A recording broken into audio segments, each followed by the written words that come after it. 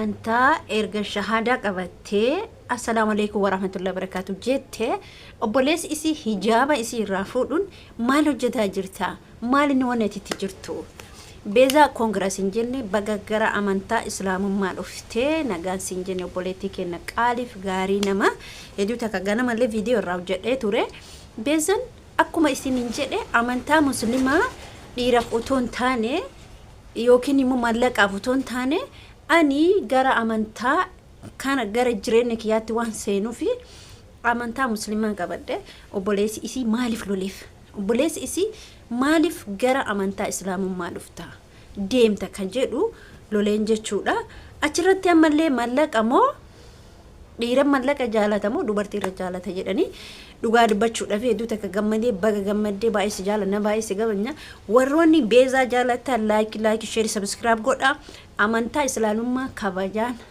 naamusaan itti dhufaa jirti amnta jaalate malee dhiira hin jaalanne assalamu alaykum wa rahmatullahi wa barakatuh akkam jirtu nagaa jirtu jabaattu anlee nagaa kooti alhamdulillah galata rabbi jirra isinin jira hordoftoota kabajamtoota keenya hadda akkuma beekamu bezaan amnta islaamummaa qabattee jirti jechuudha amnta islaamummaa qabattee shahada qabattee jechuudha achirratti Obolesi isii jechuudha Obolesi isii baay'ee loleen jechuudha maal hojjetaa jirta ka jedhuun jechuudha maal hojjetaa wanta hojjetaa jirtu kun sirriidha inni amnta isii ka duraa kana akka jijjirtu hin barbaadu maalifi namni akka yaada isaatti bakkuma ofii ture san haa turtuu fedha isini galee kanaaf jechuudha hordoftoota kabajamtoota keenya akkuma dura isiniin jedhe bezaan amnta islaamummaa tif saayidoo jaalatte yo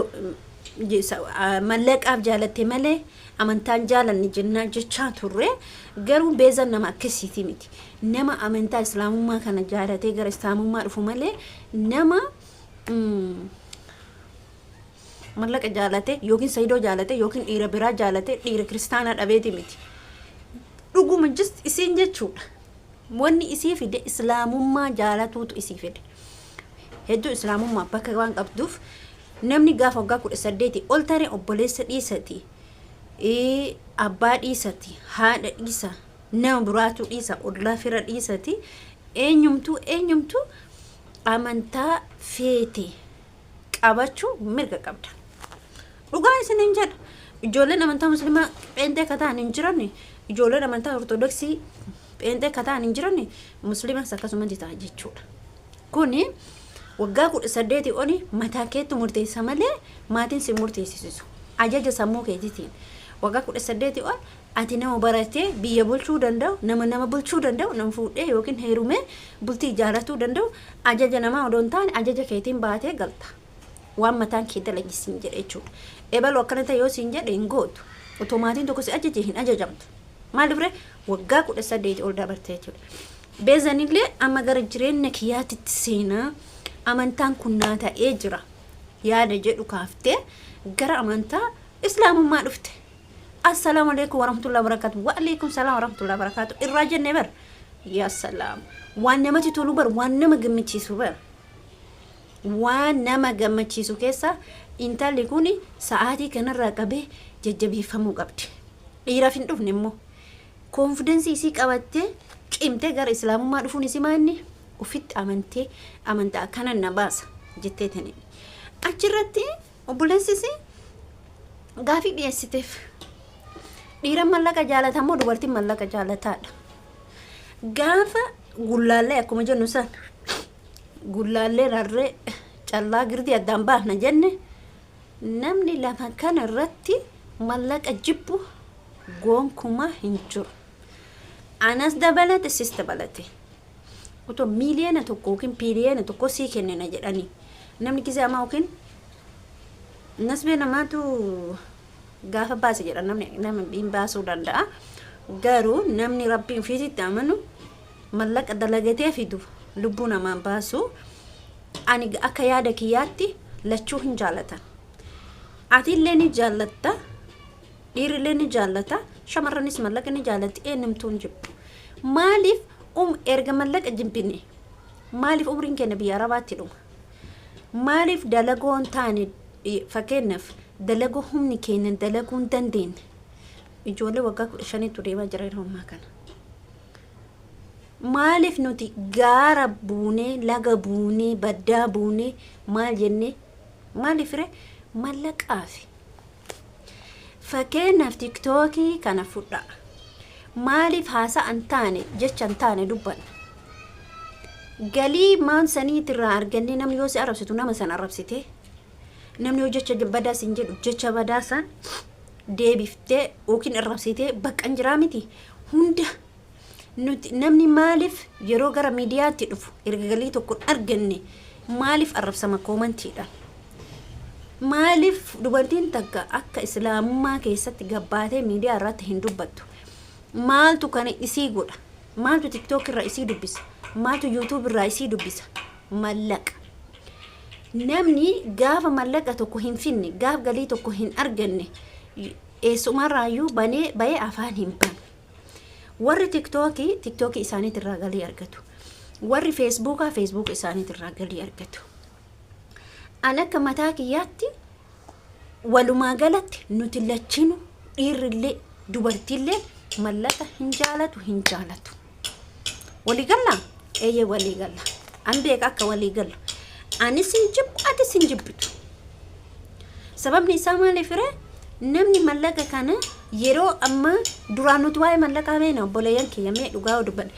Duraan namni biyya Arabaa kana bahe qarshii 500 harkatti qabatee bee ani meeqa qabadhe ani wallahi lazim qarshii 1000 qabadheen beeku gizee biyyaa bahu 1000 yoo 500 taate yoo 600 sanii gadi malee an sanii ol abadan qabadheen beeku.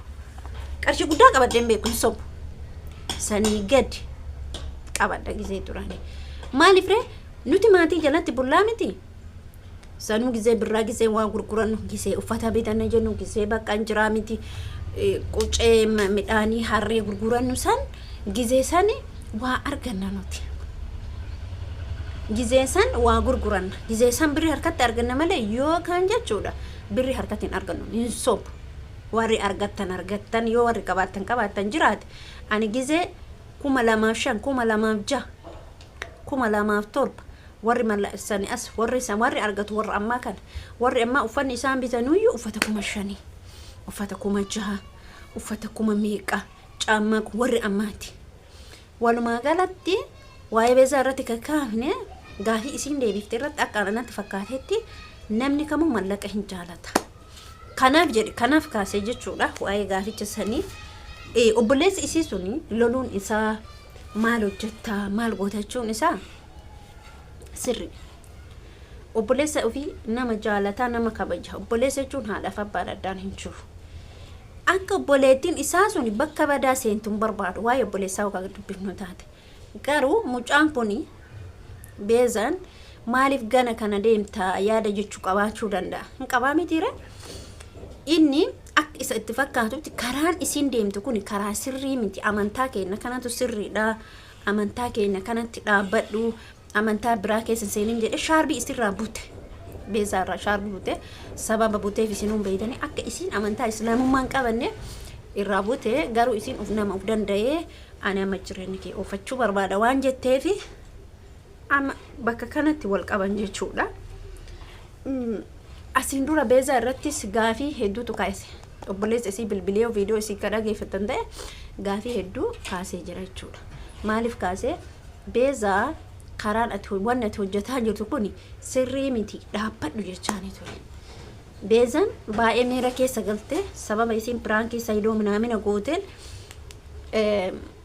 dubbatee ture jechuudha. Obolesi isii. Obolesi ofii yeroo kamuu waa'ee obboleeyyummaan dargateera. Yeroo kamuu gara ufii jiru karaa ufii irra jiru si gorsuu barbaada. Akka ati karaa baddu sin barbaadu. Siif yaadati malee si jibbeeti miti. Waa'ee bezaa irratti obboleessa bezaa irratti waan kaasee fi siif yaadati malee fakkeenya obboleessi kee yoo si gorse yoo fakkeenyaaf ati hin heerumaa nama tokkotti heerumuudha obboleessa kee jette wannaadha jechuudha. Bakka waan siin taane waan sii ta'uu saniif waan sii taane san calalee laalee irra galchee laaleetiniin sitti hima. Eenyuuni obboleessi kee kun maaliif obboleessis warri maatiin ufii kamuu akka ati karaa badaa akka ati karaa randam si ilaalan nama ati jaalatte san namni ati jaalatte sun nama akkamiiti ka jedhu si ilaala isini haa galu kanaaf malee obboleessi bezaa karaa badaa gursee udon taane waanum isin karaa badaa itti fakkaata isaanitti ni fakkaata miti kanaaf isin jechuu barbaada obboleeyyan kiyya obboleeyyan ufiitiif abbaan ufii haati ufii maatiin ufii hedduu takka kan nama gammachiisu karaa kana isin jechuu barbaada viidiyoo kiyya asumarratti dhaabaa viidiyoo biraatiin hamma walitti deebinutti obboloota koo namoonni yaada qabaatan mee karaa mucaan kun gorse kun sirriidha moo badaadha yaada keessan ibsachuu ni dandeettu jechuudha dhibbumaan dhibbatti yaada kee ni ibsataa isin jechuu barbaada ummata qashtiif ummata jaalatama obboleessi bezaa immoo akka hindoo gongorsin obboleettii ta'e nagara na dhufte kana